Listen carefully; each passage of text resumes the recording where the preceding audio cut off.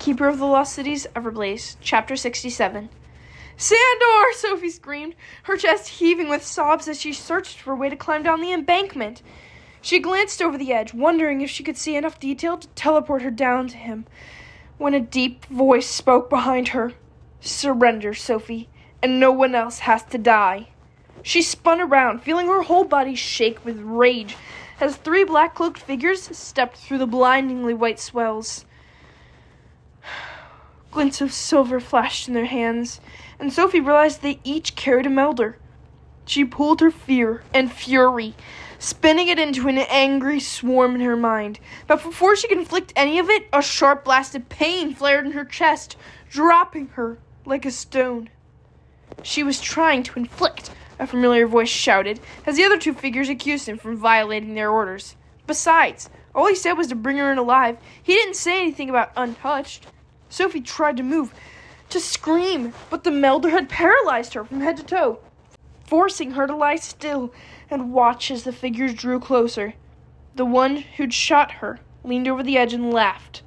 Looks like we don't have to worry about our bodyguard. Sophie raged inside her mind as the others shared his laughter. She tried to channel the energy into a force she could blast them with, but the melder must have done something to her heart.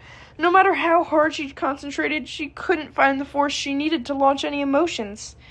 Let's go, one of the other figures said as he crouched in front of Sophie and waved a hand in front of her face. Think she's stunned enough? Might as well be safe, the one who shot her told her, blasting Sophie again. Lightning seared through Sophie's veins, and the iron taste of blood coated her tongue. She stared at the dark spaces where the figures' faces hid behind their cloaks, vowing to make them pay the next time she got the chance. But for the moment, all she could do was endure the agony and try not to wonder how much worse the pain had been for Dex when they blasted him 3 times on the streets of Paris. That should do, said the 3rd figure, who'd yet to speak. Decided. Grab her body and let's get out of here. What about the boy? The one in front of Sophie asked. Which boy? The Vacker one? He'd only be an asset to the girl. No. The one who led us here. He can't be allowed to go home. Why? Keith shouted, stepping through the wall of wind and snow, looking like a ghost in his white hooded cloak and boots. Fitz flanked him, pointing his melder at the cloaked figure nearest to Sophie. As Fitz asked, "Afraid I'll tell Mom?" The figure stood, his laugh so cold, Sophie shivered inside. "Trust me," he told Keith, "your mother is not my concern." His voice was clearer now, and Sophie recognized it as Lord Cassius. Keith must have noticed it too, because he looked like he'd been punched in the stomach. "Is this really what you do?" Keith asked, choking slightly as he pointed to Sophie's paralyzed form. "Is that the sense and legacy?" "No. It's a necessary sacrifice for a larger plan." "I hate you!" Keith screamed, grabbing a chunk of ice and flinging it at his father's head. Lord Cassius stepped to the side, and the ice breezed past him, plummeting over the edge and falling so far Sophie couldn't hear the crash. Sandor had fallen the same way. She shook the heartbreak, though, forcing herself to focus. Lord Cassius was stomping the snow off his boots as he told Keith, "You hate only because you do not understand. I am building you a better world. Someday you'll thank me." "I will never thank you," Keith told him, backing away a step. "I'll never speak to you again." "Well, then it's going to be a very quiet day." "Gethin, grab the girl," Lord Cassius ordered, pointing to the figure who'd shot Sophie. "We'll take all 3 of them." "Don't come any nearer," Fitz warned him, pointing his melder at Gethin's head. Gethin laughed and aimed his melder at Sophie.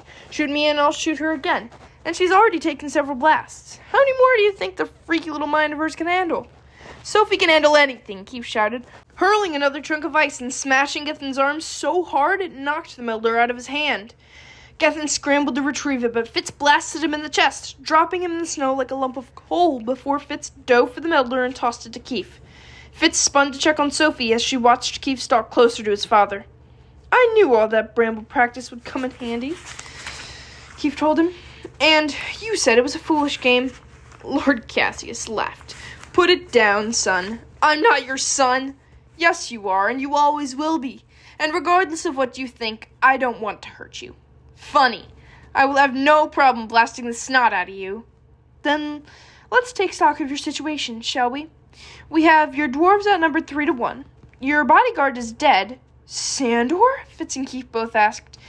Yes, poor Oaf took a dive off that cliff, and last I checked, goblins can't force shift like ogres.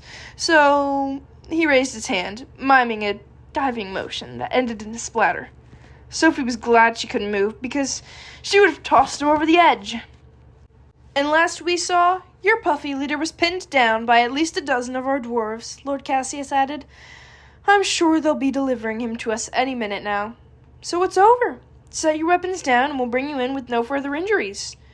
No, I don't think we will, Keith said, taking a slow step towards Sophie, because I think you forgot to take stock of your situation. 3 scrawny kids, one of whom is currently paralyzed, Lord Cassius started, but Keith shook his head. Not 3. 4. Now, Fitz shouted as Bianna appeared and tackled Keith's father. Fitz dropped the other figure with a Melder Blast, and Keith took over the fight with his dad. Bianna ran to Sophie's side and pulled her away from the ledge, twisting her into a sitting position so that she could place her fingers on the base of Sophie's skull.